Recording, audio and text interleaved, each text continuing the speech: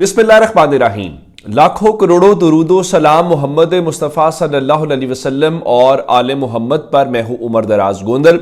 एक तो YouTube channel subscribe कर लीजिए, दूसरा बेल आइकन के ऊपर क्लिक कर लीजिए ताकि हमारी आइंदा आने वाली वीडियोस आप तक टाइमली और तसलसल के साथ पहुंचते रहें। आप ये जानते हैं कि डीजी ISPR की प्रेस कॉन्फ्रेंस हुई, उसके बाद तहरीक इंसाफ का जलसा हो गया। ये खबर एक जगह पे है। दूसरी खबर आप जानते हैं, मैंने रात को ही आपको बता दिया था कि फैसल वावड़ा ने टीवी के ऊपर बाकायदा बैठ के ये कहा है कि हम अब उसके साथ ये करेंगे और इमरान खान को माइनस करें तो तहरीक इंसाफ की बात बन सकती है, वरना पूरी तहरीक इंसाफ को माइनस कर दिया जाएगा। फिर उसके बाद जनाब अता तारड़ ने भी कुछ ऐसी ही गुफ्तगू की और उन्होंने कहा कि PTI वाले कहें कि वो इमरान खान के बयानिए के साथ नहीं है तो उनसे बात हो सकती है। यानी यूं लग रहा है कि सिस्टम की अब मंशा ये है कि माइनस इमरान खान हो, बिल्कुल वैसे ही जैसे अल्ताफ हुसैन जो है उनके हवाले से किया है। लेकिन इसके बीच में जो रात एक बड़ी अहम डेवलपमेंट हुई वो तहरीक इंसाफ और फौज से मुतल्लिक है। बसद एहतराम फौज या इस्टेब्लिशमेंट के हवाले से ये बात दुरुस्त है कि वो हकीकत है इस मुल्क की, उसको झुटलाया नहीं जा सकता, और ताकत भी है और पाकिस्तान में होल्ड भी है। और दूसरी तरफ तहरीक इंसाफ अवामी मकबूलियत रखती है, अवाम की मंशा का इजहार करती है। ये भी एक ज़मीनी हकीकत है, किसी को बुरा लगे या अच्छा लगे, ये भी एक सच है। रात को क्या हुआ, शेख वक्कास अकरम जिनके मुतल्लिक फैसल वावड़ा ने टॉमी का लफ्ज़ इस्तेमाल किया कि हम आइंदा उनको टॉमी का लफ्ज़ उनके लिए कहेंगे, और आप जानते हैं कि टॉमी का लफ्ज़ क्यों या किसके लिए इस्तेमाल किया जाता है। तो मकसद फैसल वावड़ा जैसे लोग जब टीवी के ऊपर आके इस टोन और इस लहजे के साथ बात करें तो वो समझ आती है कि वो क्यों बात कर रहे हैं या किसकी वजह से कर रहे हैं। खैर, अब ये जो कहा जा रहा है कि इस प्रेस कॉन्फ्रेंस के बाद और उस जलसे के बाद एक डायरेक्टली राब्ता हुआ है, वो डायरेक्टली राब्ता क्या है? क्या कोई रिलीफ मांगा गया है, कोई वजाहत की गई है, कोई माफी मांगी गई है? नहीं, ऐसा नहीं है। मैं शेख वक्कास अकरम के ऑफिशियल ट्विटर हैंडल का स्क्रीनशॉट आपको दिखा रहा हूं। लिखा, खुला खत तर्जुमान पाक फौज के नाम। अच्छा, अब क्या लिखा, हम भी उतने ही मुहिब्बे वतन पाकिस्तानी हैं जितने आप।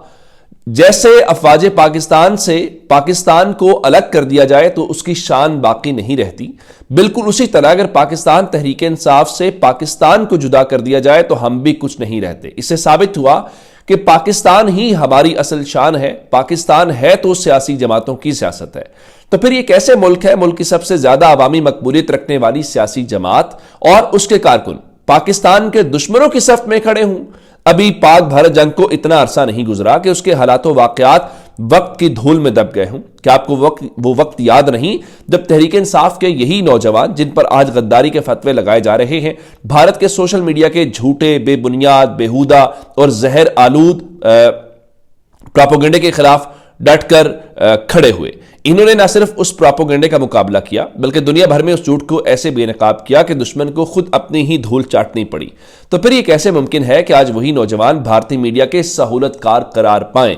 क्या कोई पाकिस्तानी या कोई सियासी जमात ये सोच भी सकती है कि उसका बयानिया वतन अजीज के खिलाफ हो? पाक भारत जंग में पाकिस्तान की तारीखी फतह के बाद जब हमने जश्न आज़ादी मनाया तो बाबा कौम कायद-ए-आज़म की तस्वीर को ही अपनी शनाख्त बना लिया और आज तक उसी पर कायम है। क्या पाकिस्तान के खालिक की तस्वीर को बड़े मान और फख्र से सीने पर सजाने वाले गद्दारे वतन करार दिए जा सकते हैं? इस पाक सरजमीन से बढ़कर न आप है न हम। ये बात पत्थर पर लकीर है कि पाकिस्तान है तो हम सब हैं। हमारी शान, हमारी आन सिर्फ और सिर्फ पाकिस्तान है। सेक्रेटरी इत्तलात पाकिस्तान तहरीक इंसाफ शेख वक्कास अकरम। तो वो अमलन ये कह रहे हैं कि ना आपको पाकिस्तान से अलग किया जा सकता है, ना हमें पाकिस्तान से अलग किया जाए, और दोनों को ही मुहिब्बे वतन रहने दिया जाए और दोनों ही पाकिस्तान है। मैं एक बात जरूर कहना चाहता हूं, ये तो ज़ाहिर उनका अंदरूनी मामला है। मैंने कल आपको दिखाया था, ये विजुअल जो आप देख रहे हैं ये पाकिस्तान तहरीक इंसाफ के जलसे के हैं, जो जलसा कल हुआ। उस जलसे के हवाले से अब सूरत हाल ये थी कि मैंने आपको रात भी बताया और आप विजुअल्स भी देख पा रहे हैं कि उसमें तहरीक इंसाफ के झंडे के साथ पाकिस्तान के झंडे भी लहराए जा रहे हैं। تو میرے خیال سے یہ دنیا کے واحد غدار لوگ ہوں گے جو پاکستان کے جھنڈے پر بھی کھڑے ہیں، پاکستان کے قومی ترانے کے احترام کے اندر بھی کھڑے ہیں. اور جہاں تک جلسے والی بات ہے تو جلسہ پریشانی کا باعث بنا. اس کی ایک مثال حسن ایوب خان تھے. انہوں نے لکھا جی کے پی کے دور دراز علاقوں سے گاڑیاں بھر کر لانے کے باوجود بھی پشاور کا سٹیج نہ بھرا. صوبائی دارالحکومت نے واضح کر دیا ہے کہ کھوکھلی مقبولیت کے سائے میں عشق عمران کا شور اب نہیں چل سکتا. عوام نے اپنے عمل سے صاف پیغام دیا ہے کہ انہیں نعرے نہیں عملی ترقی چاہیے. یعنی انہوں نے کیا بتایا کہ انہوں نے یہ کہا کہ بھائی جلسہ فارغ ہو گیا ہے، لیکن اس کا جواب مزمل اسلم نے دیا. ان کا کہ اگر بیانیے کے لیے ایوب یعنی حسن ایوب اور واڈا بھائی ہی رہ گئے ہیں تو بہتر ہے معافی مانگ لیں. اور فیصل واوڈا نے پھر آپ جانتے ہیں جو کچھ کیا. رات انہوں نے بات کی جس کے بعد میں آپ کو اگلی بات کہنا چاہتا ہوں. انہوں نے رات کہا کہ آج پی ٹی آئی کو کچھ دن کی مہلت مل گئی ہے اور گورنر راج کچھ دنوں کے لیے آگے ہو گیا ہے. اب گورنر راج کچھ دنوں کے لیے آگے کیوں ہو گیا ہے یا کیا ہے، میں آپ کے سامنے اصل میں وہ رکھنا چاہتا ہوں. اس کی وجوہات کیا ہیں. رات کو ایک اور بھی جو شخص ہے ان کو بھی ٹی وی پر بھرپور موقع ملا، اور وہ کون تھے؟ وہ جناب فیصل واوڈا کے ساتھ آج کل شیر افضل مروت، وہ بھی ان کو بھی کوئی مسئلہ نہیں ہے، ان کو تحریک انصاف سے نکالا گیا.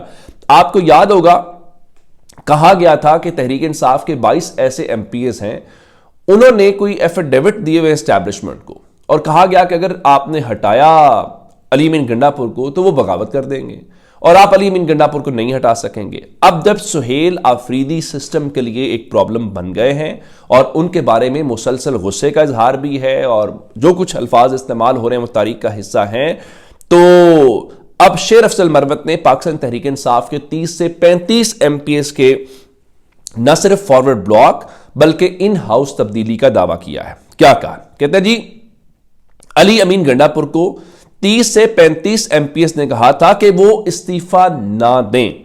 کے پی میں گورنر راج لگا تو یہ 30 سے 35 ممبران ان ہاؤس تبدیلی لا سکتے ہیں. یعنی دوسرے لفظوں میں جس طرح وہ کہہ رہے تھے نا فیصل واوڈا کے گورنر راج آگے چلا گیا ہے، تو یہ کہہ رہے ہیں کہ گورنر راج لگا تو تحریک انصاف کے 30 سے 35 ایم پی آگے چلے. میں ایک بات کی کلیئرٹی آپ کے سامنے ضرور رکھنا چاہ رہا ہوں کہ لوگ غائب ہوں ادھر ادھر ہوں جو مرضی کریں.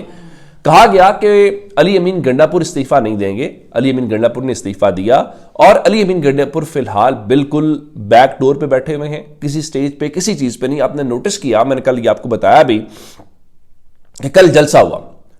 اب اس جلسے میں سہیل آفریدی نے تقریر کی، جنید اکبر نے کی، باقی سب لوگوں نے کی، اور وہاں پر ہم نے یہ دیکھا کہ علی امین گنڈا پور نہیں تھے. اب کیا علی امین گنڈا پور تحریک انصاف سے علیحدہ ہو گئے؟ نہیں.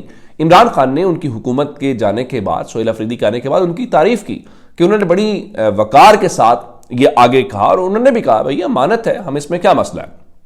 اب مسئلہ یہ ہے کہ اگر وہ آئیں گے سامنے نظر آئیں گے تو پھر کیا ہوگا؟ پھر یہی ہوگا کہ دیکھیں جناب یہ تو ڈومینیٹ کرنے کی کوشش کر رہے ہیں، دیکھیں یہ تو سہیل آفریدی کو ناکام کرنے کی کوشش کر رہے ہیں. دیکھا سہیل آفریدی نے یہ بات کی، انہوں نے تو جواب دیا. علی امین گنڈا پور نے سر سے تگڑی بات نہیں کی، دیکھو علی امین تو پہلے ہی کمپرومائزڈ ہے، وہ تو اس کے ساتھ ملا ہوا ہے.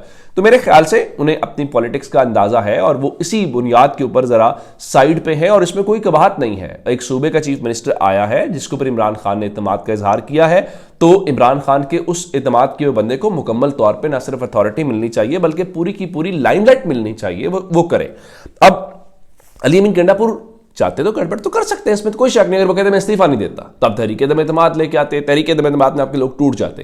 لیکن علی امین گنڈا پور کو پتا ہے کہ عمران خان کے نام پہ ووٹ ملتا ہے اور انہوں نے آئندہ بھی پالیٹکس کرنی ہے، آج نہیں آئندہ بھی. تو کیا یہ ضروری ہے اگر عمران خان ان کو ایک بار چیف منسٹر بنا سکتے ہیں تو عمران خان ان کو آئندہ بھی کوئی ذمہ داری دے سکتے ہیں؟ تو میرے خیال سے یہ ان کی بڑی سمجھداری ہے. اب ایک بات میں ضرور کہنا چاہتا ہوں، یہ جو کہا جا رہا ہے نا کہ مائنس ساری باتیں، تو رات مصطفیٰ نواز کھوکھر نے وہاں بیٹھ کے ایک جواب ضرور دیا اور وہ بڑی مناسب اور جائز بات ہے، اس لیے میں آپ سے شیئر کر رہا ہوں. جب کہا جا رہا ہے نا کہ مائنس کر دیں گے، رگڑ دیں گے، یہ کر دیں گے، ان کا پی ٹی آئی نے جتنی سختیاں برداشت کی ہیں اس کے بعد اور کیا کریں گے؟ ان کا عمران خان کو اگر اب بھی سیاسی لوگوں سے ملاقات کرنے دی جائے تو گفت و شنید کا دروازہ کھولا جا سکتا ہے. اور پھر انہوں نے گرینڈ ڈائیلاگ کی بات کی ہے، لیکن مسئلہ یہ ہے کہ جو موجودہ سیٹ اپ ہے نون لیگ پیپلز پارٹی کا وہ اس طرف نہیں جائے گا، کیونکہ ان کی بقا اسی میں ہے کہ عمران خان اور اسٹیبلشمنٹ کی لڑائی ہو، نہ صرف لڑائی ہو بلکہ اس میں شدت ہو، اور اس خرابی میں ہی ان کے لیے بھلائی ہے. تو جناب یہ اب تک کے اپڈیٹس ہیں، اگر چینل سبسکرائب ابھی تک نہیں کیا کر لیجیے. اپنا بہت سارا خیال رکھیے گا. خدا حافظ.